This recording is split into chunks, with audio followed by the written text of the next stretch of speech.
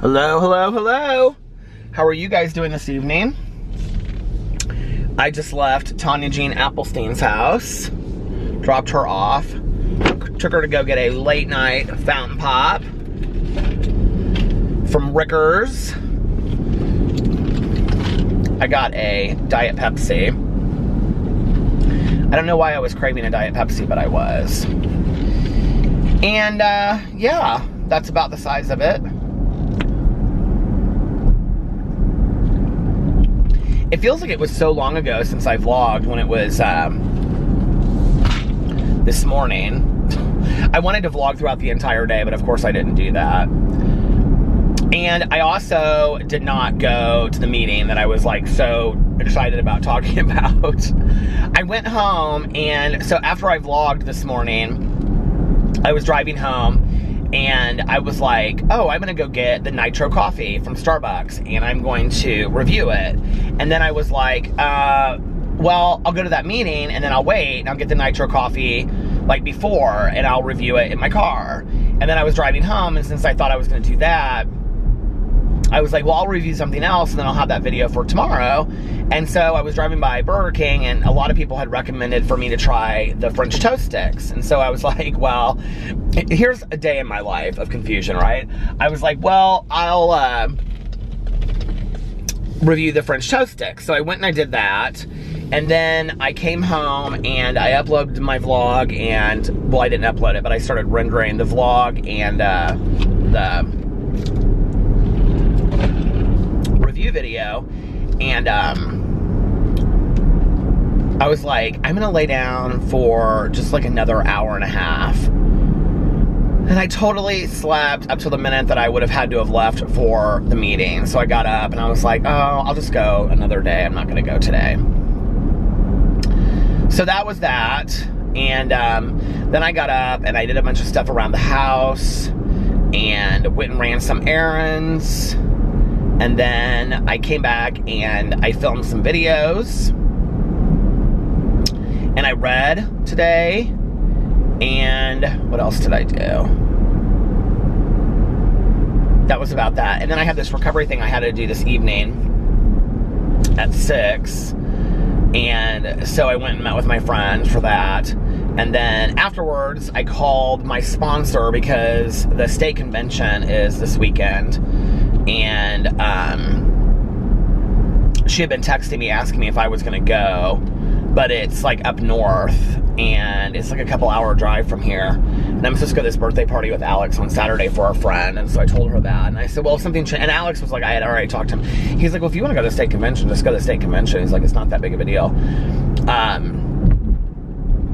But since we're going away in a couple weekends, I just didn't want to be away for an entire weekend. And but she and I ended up talking for a long time on the phone, and it was good, and just kind of updated her on what's going on with me, and she updated me on what's going on with her, and it was a nice conversation. And then I came home, and I was gonna do a live stream, but I like got really tired. I don't know, like this changing of the weather or something. Tanya and I were talking about that tonight. This kind of made me really tired, and so I laid down for a little bit. Alex went over to his friend Sarah's tonight. Apparently, it's because it was something to do with like pi. Do you guys know what I'm talking about? Like 3.14 or whatever is like pi. It's National Pie Day or something. So she made a cherry pie, and so he went over there and they had cherry pie, and then he got her started watching The Haunting of Hill House, and so they watched a couple episodes, and he was like, do you care if I stay over? I was like, stay over, have fun. So he stayed over there and watched a couple episodes of The Haunting of Hill House with her. And then he came home and went right to bed, and I slept for like a little bit longer, and then I got up. And when I got up, Tanya had texted me, and she was like, do you want to go get a fountain? And I was like, well, she said fountain with a question mark. That means, do you want to go get a fountain? So I was like, sure. So I went and got her, and then we drove around for a while and talked and had a nice conversation about some stuff. Yeah, and that was my day. It was just kind of real relaxing. Then tomorrow night, Alex has a friend of his that's in town, and he's going to go out with him. And then on Saturday we have the birthday party, and Then Sunday, probably brunch or something, you know, whatever. It's gonna be a laid-back kind of weekend. I am gonna do live streams though on tomorrow night and Saturday night. It was beautiful again today. It wasn't as warm as it was the day before, but it was like in like the low 60s. And right now it's 46, and it doesn't seem that cold outside. Seems nice. I think tomorrow it's supposed to be in the upper 40s, but it wasn't supposed to be 70 the other day. It was supposed to be like in the upper 50s, and it was 70. So I hope we just continue with this like nice weather. I would love that.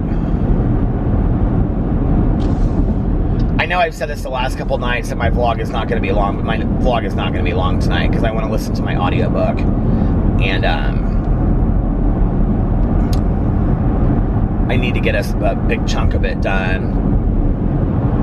I want to read some articles and stuff about Dennis Rader, the BTK killer, before the live stream. Oh, I talked to Mel today. That was something that I did. I feel like I talked to a lot of people on the phone today. I talked to Mel for a while.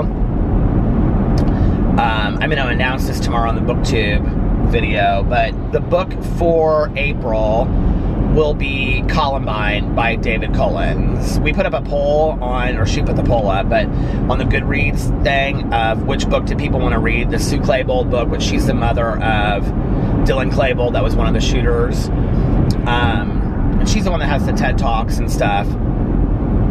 Did you guys hear that there was a shooting that happened, I think, in New Zealand tonight? So sad. So sad.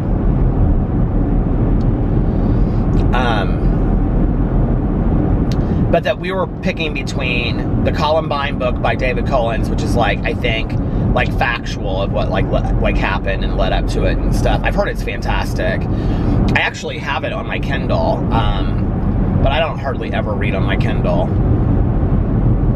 I think I'm still reading like this book called Rotten Ruin, which is by Jonathan Mayberry. I think it's a vampire series. Somebody recommended to me, I cannot remember who it is. It's somebody that's watched my, I think it's Soul, who's watched my BookTube videos forever too, but on this channel commented about a series of vampire books. I love vampire books, or not vampire books, zombie books is what I meant. Rotten Ruin is zombie books, not vampire books. But anyway, Rhiannon Frater's As the World Dies is like one of my favorite series of life, not just a zombie series, but it's just a great series about them rebuilding like a city and stuff like that. And so I'm going to check out, I screenshot that comment, and I'm going to read it. I'm going to go check out that series. And I did buy the third one in the series of My Life as a White Trash Zombie by Diana Rowland. That series is really good too. So yeah, so for April, we are going to read the Columbine book by David Collins, and he actually has a new book out, like brand new. I think it's called Parkland. It looks really good too. I think he was like an investigative journalist or something. I may be talking about somebody else and not be talking about the right guy. But he does these like super extensive books about incidents that have happened.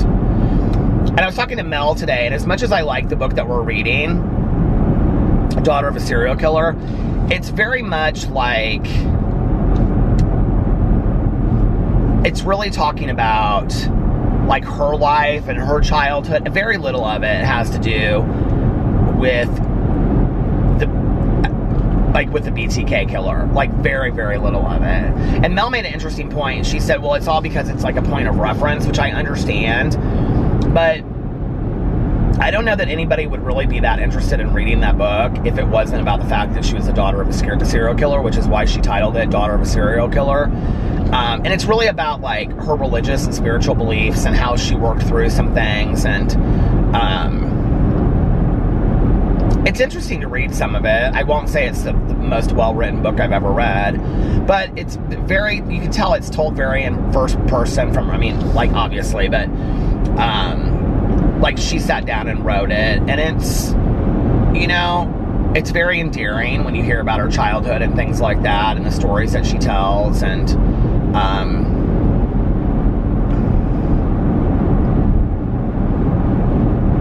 I don't know, it's interesting. I was reading some articles about his wife, which would be her mother, and like these, like, I read this article, I think I may have talked about this last night. I read this article that was like the 10 like wives of serial killers that, like, how did they never know, or something like that. And she was like number 3 because she had like all this evidence, but she never like had any clue that he was possibly the BTK killer, even though she had like heard his voice on like the news when like he would call in and talk to the police and stuff like that. It's very interesting. Yeah, I did talk about this because I was talking about that Baumeister lady.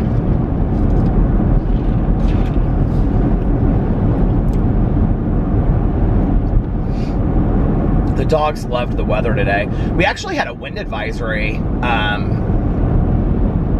for like a couple hours because the wind was like so heavy this afternoon. And it was interesting because it was like blue skies, it was beautiful out, but like the trees were just like blowing in the wind like crazy. And they had said that it was gonna be like downed power lines and stuff. I didn't see any downed power lines, but I was playing this song for Tanya. This song came on my iPod the other day. I was just like I like to go through there and just play it on shuffle sometimes. And it's actually on here right now. It's called Be Free by Weyes Blood, Weyes. It's a beautiful song. And I was playing it and I was like, I know this song. Like, how do I know this song? And I couldn't figure it out. I feel like I just talked about this in my vlog. I feel like everything I'm talking about, I just talked about.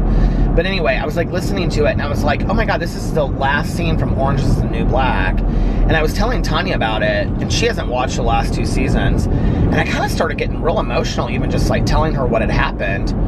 And I have this weird relationship with television shows where I get kind of weirdly super attached. I think that's on some level why I don't watch shows the way that I used to. I mean, I used to be an avid TV watcher, and I just don't watch as much as I used to. And I'm kind of really, like, other than like RuPaul's Drag Race or Project Runway or like competition shows, I'm kind of real burnt out on reality television. Like, I watch it if Alex is there, but because he loves it. But if he's not, like, I just don't watch it. I typically like put on movies in the background. I like to have movies on that I've like watched a lot of before, you know, like back in the day or whatever. And with our cable, we get so many free movies. I just go in there and pick something out. And I find that a little bit more peaceful. I don't know, I just,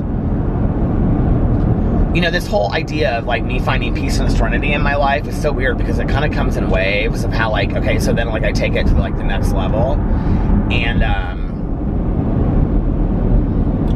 you know, at first it was about just implementing prayer and meditation. And then it was, you know, adding gratitude to that. And then it was positive affirmations and doing that on a daily basis. And then it was about learning to just stay still.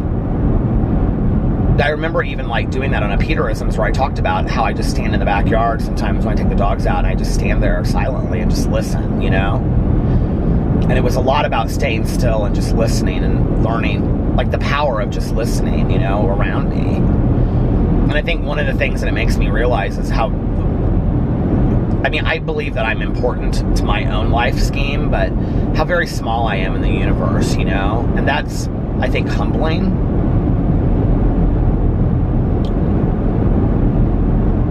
But also makes me feel like part of the universe as well. I don't know how to explain that, but that learning to be just still and silent is something that I'm not great at. So that's important for me, you know? And then, you know, taking it up another level. And it's always weird where I hear things. You know, that one statement that RuPaul made in that Oprah interview where RuPaul was like, I don't welcome in a lot of negativity in my life, from like horror movies to whatever, you know, and I thought about that. And then I was watching this interview with Tatiana. I think it was with Tatiana that was on Hey Queen on YouTube. And he was asking her about this time that she had like seen RuPaul like offset. And they were like on the set of like Wow Presents, like filming it.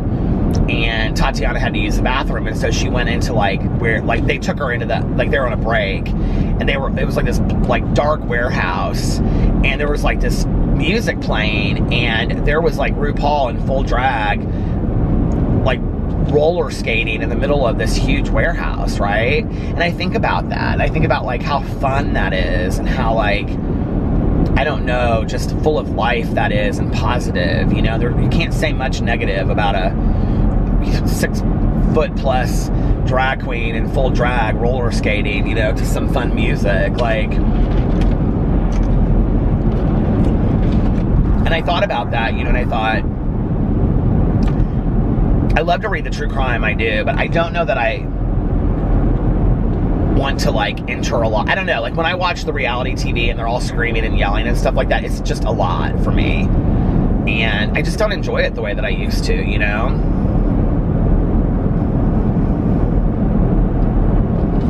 I think like, this is gonna sound so strange, but I was talking to a friend of mine today about like Big Ange a lot. And I loved Mob Wives. Tanya and I watched Mob Wives religiously. And, you know, that last season of Mob Wives, and then Ange died, with Ange so sick, and I can remember like her having conversations with Drita, and like Drita would be so fired up about something, and Big Ange would just be like, I don't care, like I don't care, like it just isn't important to me anymore, you know? And I think about that, and you put yourself, like you put the things in your life into perspective when, like I can remember going through it with my mom, you know, when my mom was in the hospital and I knew that she was dying.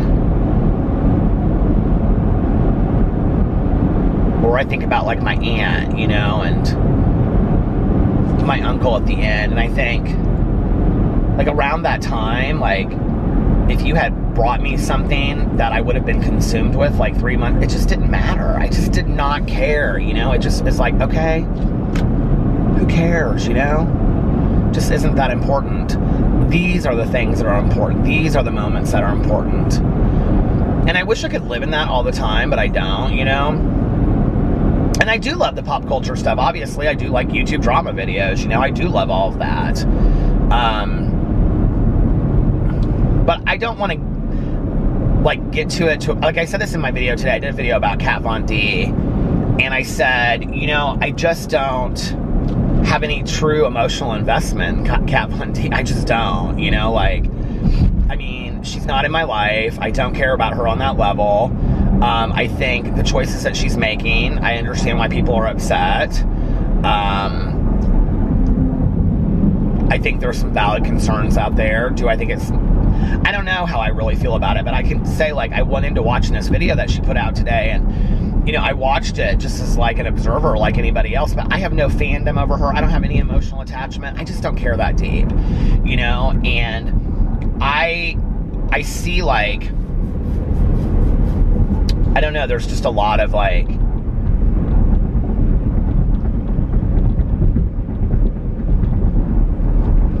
I see some pretty strong opinions about people out there in the world, you know, where it's just really hardcore. And I think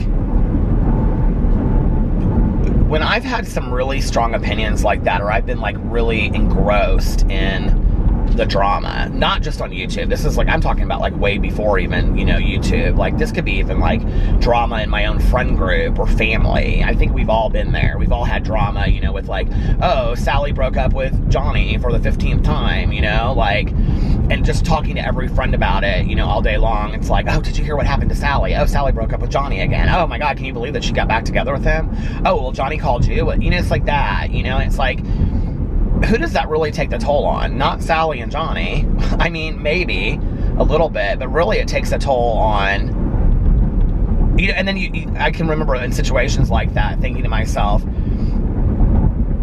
you know, like then Sally and Johnny would get back together, or they break up and they get with other people, and then I wouldn't talk to Sally and Johnny anymore. And I can remember like being like, Tanya and I talking and being like, I can't believe we invested so much time talking about Sally and Johnny. Like, it was like our life. Well, it wasn't our life, you know?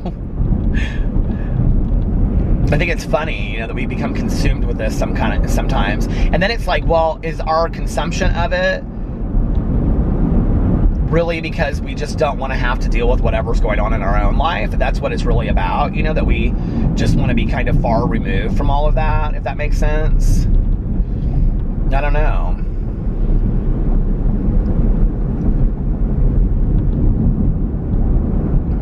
You know what I mean? Like, well, if I'm focusing on all of this, you know, it's like the statement that Maya Angelou said, like, when she was talking to Oprah, and, you know, Oprah was really upset. I talked about this on my Peterisms video the other day, that, you know, and Oprah was really upset because they were spreading rumors and lies about her and Stedman, and she's like, but it was nothing that they're saying is true. There's no truth in that. And Maya Angelou was like, but you're not in that. And Oprah's like, well, what do you mean? She's like, they're saying all this stuff about me. And she's like, I know, but you're not in that. Don't you get it? Like, you know it's not true. You know, there's, like, why are you even engaging in that conversation? That's a hard lesson to get, you know? And Oprah said she finally got it. Like, it clicked for her, you know? And that it spoke more of those people, like how miserable they were, like how bad their lives must be, or that they have nothing in their lives to fulfill it, so therefore they're consumed with Oprah and Stedman, you know? And I get that on like a philosophical level, like it makes sense to me. But I think there are a lot of people that just don't really, like, you know, I was talking yesterday about entering the journey and like being on this journey of your life, and there's a lot of people that don't want to be on that journey. There's a lot of people that don't want to look at the stuff in their life, you know, and it's their life and they have that right. They don't have to. They could continue to not focus as much as they want and not grow as human beings and grow as people and always keep the finger pointed, you know. I just don't want to be that person today. And so, I don't know. I've been like gravitating, like as far as movies, like I've been gravitating towards kind of like, it's weird, like 80s and 90s movies that like, maybe not 80s, more like 90s, early 2000s, like comedy adventure movies, kind of like Jurassic Park. I don't know why, but like there's something very, what's the word I'm looking for? There's something about like that kind of movie, like Jurassic Park, that makes me feel just kind of homey or something, or settled. I don't know, like maybe it's because I already know what it's about, and like, I don't know, maybe it's because it reminds me of, you know, being in a movie theater or something. I don't think that's it, but do you know what I mean? Do you guys ever watch those movies and they just kind of soothe you?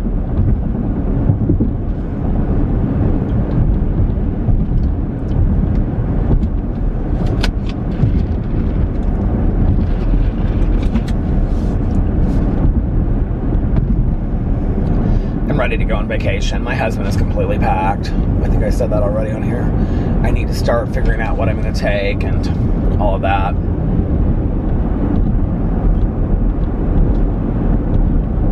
Stopped. I always have like 50 things I have to do before I leave. I make do you guys make a trip list? I always make a trip list before I go, of like all the things I have to get, and, you know, all these things I have to do. There's always like 500 things to do before I leave. I'm kind of the one that takes care of all that stuff, which is good, because then I, you know that it's done. And Alex is like, just tell me what you need me to do and I'll do it.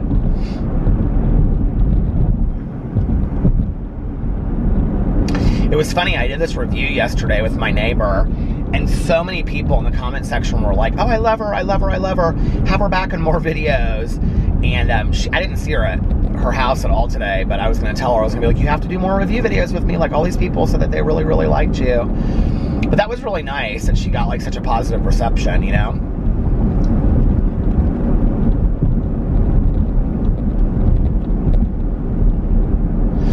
I think that's the other thing, like when I was watching this Kat Von D video today, Like, do you ever watch something and you're watching it, but like it's speaking to you on another level? Like, that's how I felt about it. Like, I was watching it, and as much as I was like listening to what she was saying, it was like she was talking about all these rumors that have come out about her.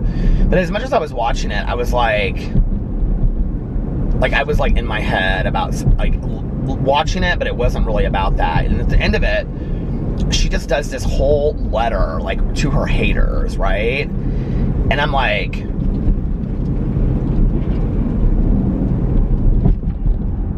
let's really think this through for a second, okay? If somebody, like, that's a pretty strong word, first of all, hater. I mean, I know that there are people out there that have some really strong opinions about me, right? But I don't know that if I, like, sat them down in front of me, they would say, yes, I hate you. Like, I wish horrible things on you. I don't believe that. I think they have strong opinions based on things they believe to be true, but I don't know that they hate me. You know what I mean? So it's interesting to me that she does this letter to her haters, trying to educate them on how more powerful positivity is, right? Which, hey, great. But you're probably not ever going to change those people's opinions. And I feel like we don't acknowledge enough, like, that's why I try to say thank you to you guys on here for watching me, you know? Because I don't feel like we say thank you enough to the people that really matter sometimes in our lives. You know, it's like, you know, Tanya and I talk about that. It's like, she'll get out of the car and I'll be like, bye girl, you know, she'll be like, call me tomorrow. But like, you know, we don't tell each other that, like, we love each other enough, you know? I mean, maybe once a week, well, I'll be like, I love you, and she'll be like, I love you too, you know, or whatever. Like, my sponsor's real good about it, and Alex and I are, I mean, probably overboard with it. But, you know, I think, like, sometimes the people that are right in front of our face are the ones that, like, the ones that we take for granted sometimes are the ones that we should be addressing, instead of the people that, like, why give your attention to somebody that really doesn't care about your attention anyway, you know? Like, I don't think the haters are going to be real moved by anything that Kat Von D has to say, or me, or anybody else for that matter, you know? So it's like, address the people that love you. Those are the people that want it anyway, you know? I mean, if I was like I'm like thinking, you know, like, okay, Lady Gaga, like, I love Lady Gaga. If I went to a Lady Gaga concert, and let's say I went on tour and just like followed her around the country to every concert and tried to do every meet and greet, right? But every concert she did, like, she addressed the haters. At some point, I think as a fan, I would be like, why isn't she focusing on us? Like, we're the ones that love her. You know what I mean? Like, why isn't she saying, you know, like, oh my God, and she is actually, if you've ever seen her in concert, she's great about that. But like, I'd be like, why is she, you know, I mean, I think it would be kind of sad at some point. I'd be like, she doesn't really care. She is more concerned about that. And,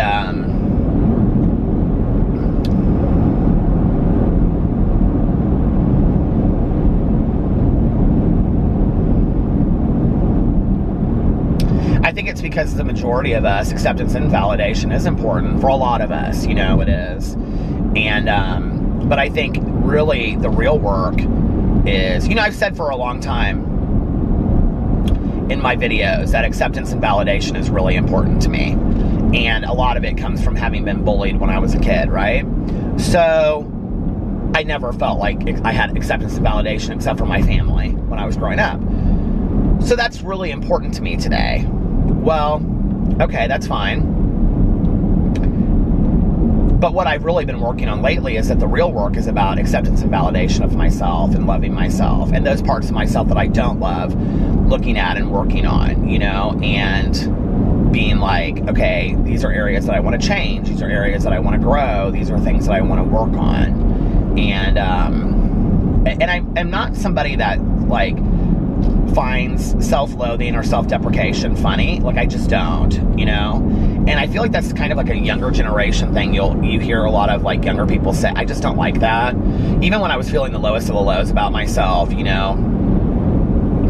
I think, like, the worst thing I say about myself often is things about my weight. And maybe that's the old adage of, if I say it first, nobody else will say it, or if I say it first, then it can't hurt, which is bullshit. And, but then the real reality is, if you don't like that statement, then do something about it, you know?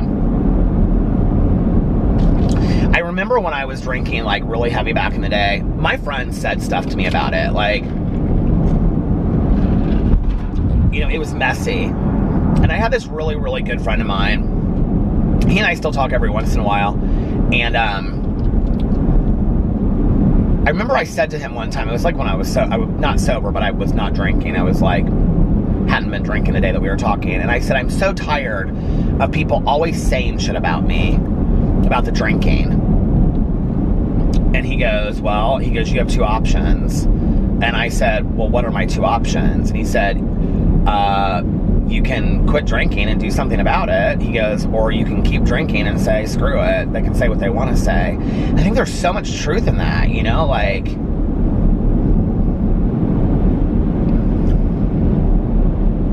and maybe sometimes the statements that hurt the most are the ones about the things that we know that we need to change, because they're the things that are in our heads already. And so when somebody points it out to us, it's like, you know, raw, because, you know, I had another friend of mine back in the day, my friend that I went to elementary school and all the way through with, and she used to always say the statement that those things that are the closest to the truth are the ones that hurt the most sometimes. Now, I don't know that I agree with that always, but I do think that there's some truth to that statement, you know, but not always. I just think some things are so far out of left field and so just ridiculous, you know, that like when somebody says something, it's just like, okay, that hurts, because why would you even go there? I don't know.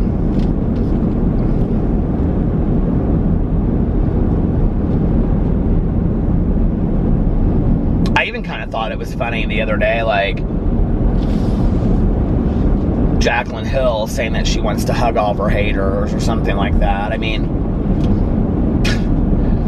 I think it's a good spin on it, but like, would you really? I hope I could be that loving. I honestly, I wish I could be, you know?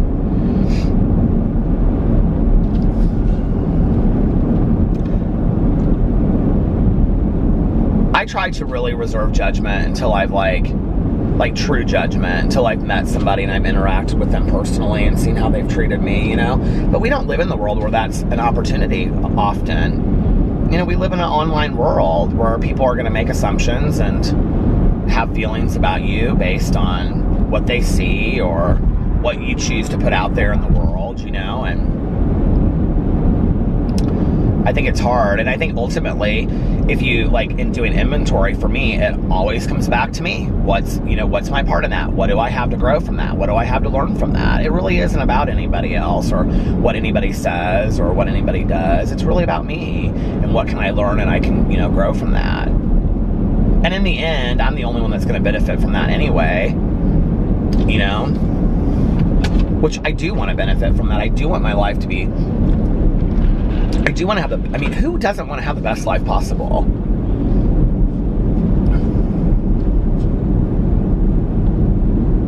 I think there's a lot of people out there that want to have the best life possible. They just don't know how. And, you know,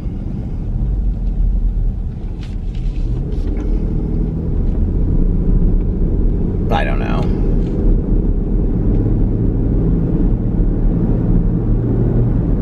I think one of the hardest things in life is feeling stuck. I mean, there's been so many times in my life where I just feel completely stuck, whether it's, you know, I mean, even something recovery-based that I'm doing, or, you know, I feel like I'm stuck in a rut, or with a job, or, you know, with a relationship, or a friendship, and I'm like, okay, I need something to change, and instead of, like, thinking it through of, like, what I really want my life to look like, I think sometimes we act out because maybe internally or subconsciously we want that change, but we don't really know how to go about it and, like, or how to manifest it in some kind of healthy way. You know, so we do something crazy. I just think being stuck is so hard. Like, I mean, there have been periods in my life where I feel like I felt like I was stuck for, like, years. Like, literally years, you know? Especially, like, when I was drinking and using, like, the last, I would say, like, 2 years. I felt like that was just this going around and around and around. Like, I didn't know how to get out of it. I was too scared. I was too scared to stop. I was too scared to keep it going, but I didn't know what to do. And, you know, like, people would say, like, you should go to treatment. Well, I had been to treatment, and that wasn't what I wanted to do. It was too scary for me to stop. I couldn't imagine what my life would be like not using drugs, but I honestly couldn't imagine my life continuing to use drugs for years on end and drinking. Like, I couldn't imagine it either way. And so I felt stuck. Like, I didn't know what to do, you know?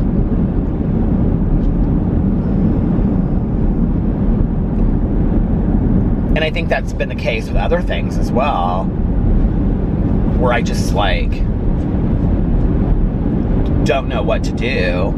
And so I just kind of stay in a situation, you know, like with the drinking and the drugging. I just stayed until something happened where I was forced, you know, into some decision. I think it takes very courageous people to have to make some, you know, serious changes in their life and really challenge themselves, you know, like people that are unhappy in situations that they're in and they move cross country, or, you know, they take some job in some field that they have like no idea in, or, you know what I mean? Like, I don't know, I see these stories of people that are like so inspiring, you know, and it's like they do these things and I think, how do you get to the point where you do something like that? You know, like, I don't know. I have a lot of fear. I live from a point of fear a lot, you know, and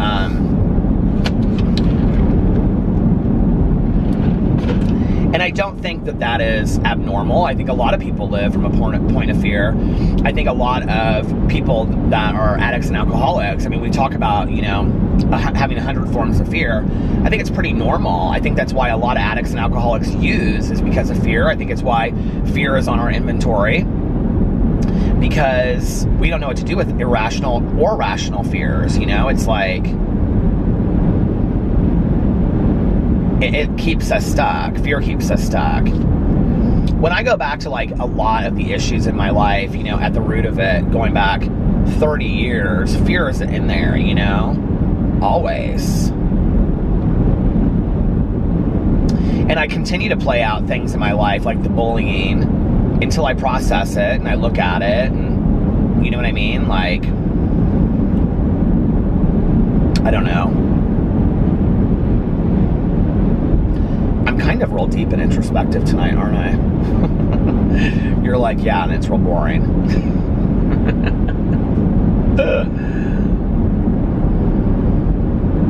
I always get on this, like, lonely byway out here in the middle of nowhere.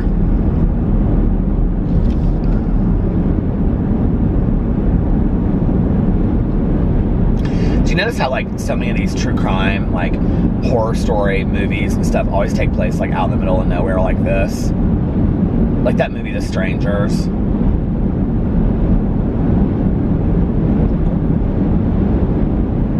I tried to watch that movie a while ago. I remember talking about it on here, like, the day that I watched it. And it just wasn't as scary as it was to me the first time. The first time Alex and I watched it, I remember we watched it upstairs in bed. In the summer, we used to rent movies a lot from the Red Box, or we'd buy them at the Walmart. And we would watch them, and we would get, like, those popcorn, like, boxes that you can get from Walmart, and we would get candy, and we'd have the dogs up there, and we'd have the windows open, and we would watch movies. And I remember we watched The Strangers up there. Alex was terrified. I think we watched it up there. Maybe we saw it in the movie theater, but I don't think so. I do remember that we watched At the Zoo up there, and Alex bawled his eyes out. It was like the first movie I ever saw him crying. But, or We Bought a Zoo. Is At the Zoo, is that a song by Simon and Garfunkel? So, I remember watching that movie and thinking it was terrifying. But I was, like, watching it, like, the night that I put it on, because it was, like, free on cable. It literally takes, like, half the movie to even get to the scary part. Like, not even, probably more than that. And I was like, what is going on with this? Like, it's not even that scary. And I'm not a lover of remakes of horror movies. I'm, like, trying to think of one that, like, I really liked the remake of it. Poltergeist, horrible remake. Carrie, horrible remake. What's another bad remake of a scary movie from back in the day?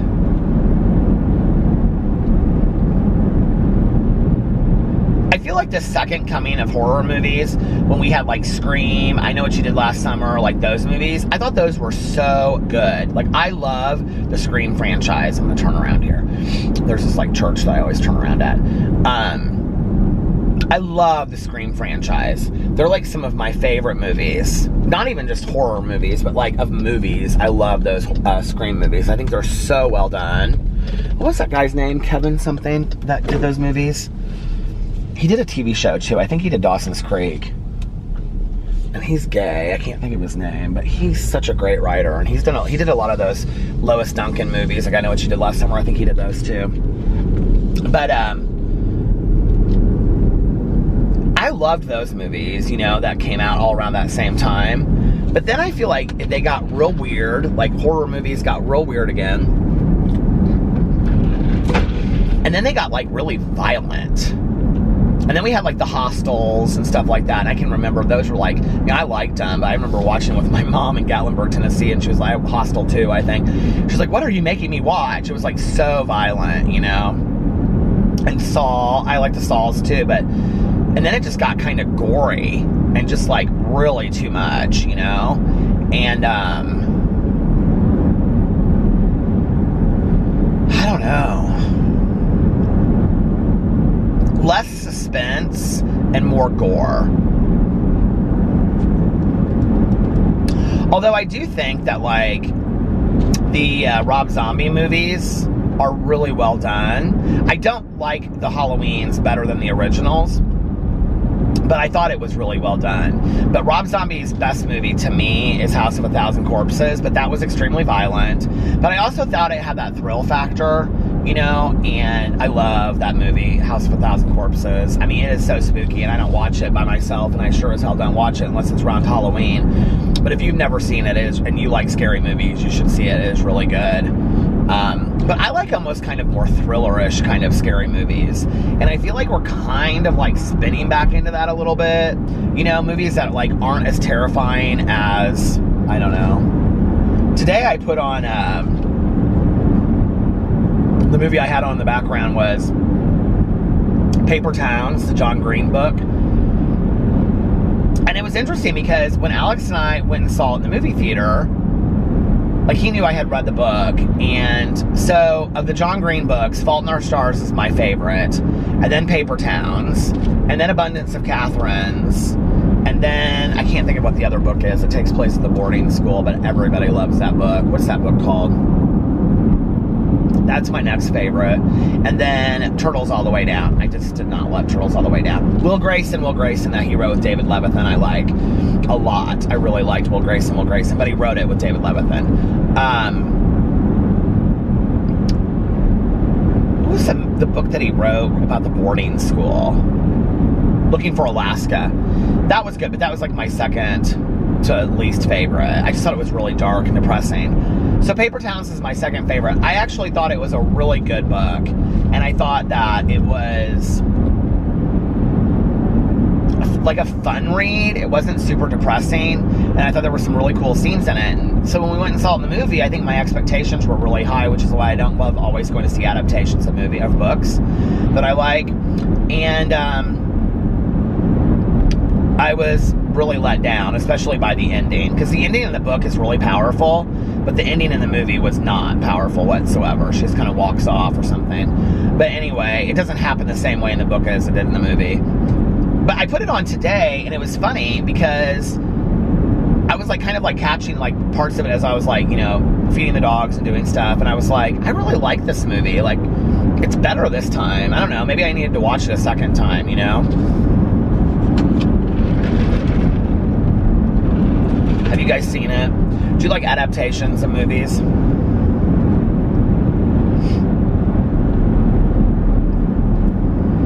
Now I want to listen to my audiobook.